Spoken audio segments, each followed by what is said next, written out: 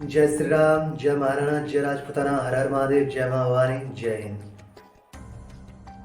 आज सच्चे इतिहास की चर्चा में यह चर्चा मुझे महत्वपूर्ण लग रही है।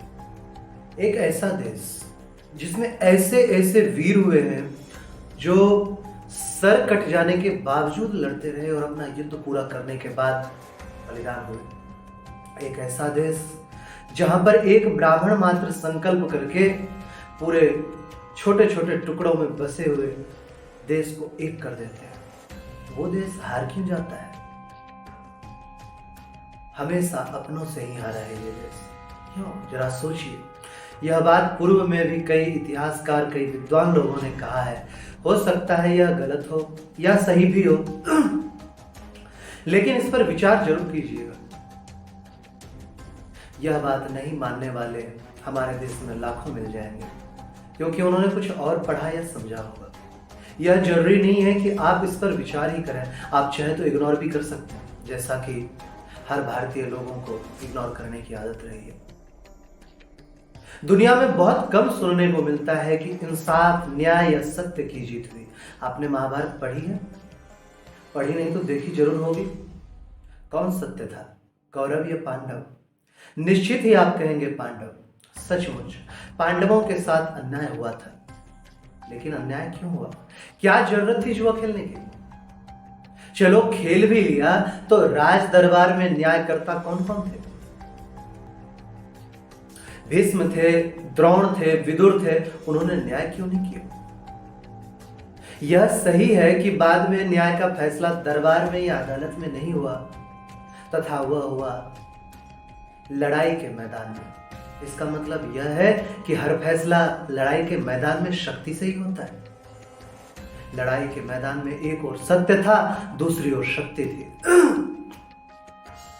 सत्य के समक्ष शक्ति हार गई, क्योंकि सत्य के साथ ईश्वर था, या कहें कि भगवान श्री कृष्ण थे। यह युद्ध भी अपनों के खिलाफ अपनों का ही युद्ध था। किसी बारी से लड़ाई नहीं थी। लेकिन यह भी सत्य है कि लड़ाई के हर मैदान में श्री कृष्ण ही हो, ऐसा जरूरी नहीं है।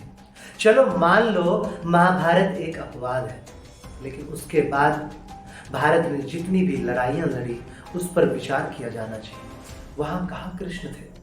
श्री कृष्ण थे ही नहीं। यह तो सच है कि सिकंदर और मोहम्मद बिन कासिम से लेकर आज तक भारत किसी बाहरी व्यक्ति से नहीं हारा है। आप यह भूल जाइए कि लड़ाई के मैदान में क्या हुआ। लड़ाइयां होती हैं और वो इतिहास बन जाती हैं, और इतिहास वही लिखता है जो लड़ाई जीतता है। जो लड़ाई जीत जाता है वह खुद को न्याय प्रिय और न्याय की जीत की तरह घोषित कर इतिहास में अमर हो जाता है। यह कोई नहीं पूछता या जानने का प्रयास करता है कि जो हार गए क्या वह सही थे, या उन्हें क्यों, किस लिए और कैसे हराया गया। एक बात यह तय है कि लड़ाई में वही जीतता है जिसके पास शक्ति होती है। आप ऐसे कई उदाहरण प्रस्तुत कर सकते हैं कि मुट्ठी भर लोगों ने पूरी सेना का सफाया कर दिया। इसका मतलब यह कि शक्ति की जरूरत नहीं, लेकिन आपने उन मुट्ठी भर लोगों के पीछे और आगे की पूरी कहानी नहीं पढ़ी होगी। उनकी जीत के कारणों पर शोध नहीं किया होगा। भारत में सिकंदर मुट्ठी भर लोगों को लेकर के आया था, लेकिन उसने भारतीय राजा आंधी की मदद से झेलम पार किया, और पार करने के बाद उसने इतिहास बदलने का भी प्रयास किया। आखिर शक्ति की जीत हुई न्याय के सामने, और न्याय और सत्य हार जाता अगर महाराजा पुरु उस समय नहीं होते, परंतु हार गया।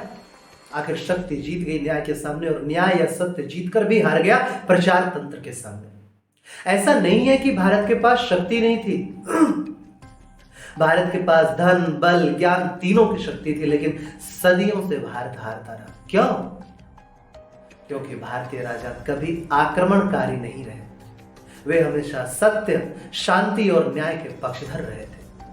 अजीब था कि वे अपने शत्रुओं को 36 बार तक क्षमा करने की क्षमता रखते थे, लेकिन यही राजा शक्ति के सामने हार गए। इसका मतलब यह कि शक्ति ही तय करती है कि कैसा होगा भविष्य। हालांकि भारत यह जानता था कि शक्ति से ही सब कुछ तय होता है, फिर क्यों भारत हारता रहा? दरअसल जिस तरह सिकंदर ने स्थानीय भारतीय मदद से आक्रमण कर भारत में तबाही मचाई थी, उसी तरह मुगल आक्रमणकारियों ने भी यही किया। औरंगजेब अंग्रेज जब आया तो उसके पास कोई सेना नहीं थी। उसने भारतीय राजाओं की मदद से पहले दूसरे राजा के खिलाफ मोर्चा खोला और अपने लिए एक जगह बनाई। फिर उसने भारतीय स्थानीय लोगों की मदद से भारत में अपने राज्य का विस्तार किया। उसने भारतीयों के खिलाफ ही भारतीयों को खड़ा कर दिया और इस तरह मुगलों के बाद 200 साल तक उसने शक्तिशाली भारत पर राज किया। मुगलों के बाद अंग्रेजों को भी यह मालूम था कि भारतीय लोग जाति, प्रांत, भाषा में बटे हुए लोग हैं। हर राज्य से उसने असंतुष्ट लोगों को इकट्ठा करके एक सेना बनाई और लगा दिया काम पर। उसने हर राज्य के लिए एक अलग योजना पर काम किया और वो जीतता चला गया। राजपूत लड़ा राजपूतों के खिलाफ, मराठा लड़ा महारों के खिलाफ, गुर्जर लड़ा जाटों के खिलाफ, दलित लड़ा ब्राह्मणों के खिलाफ। दरअसल इस मुगल या अंग्रेजों की फौज में भारतीय लोग ही लड़े अपने भारतीयों के साथ। इस लड़ाई ने भारत को बना दिया एक बहुधर्मी देश।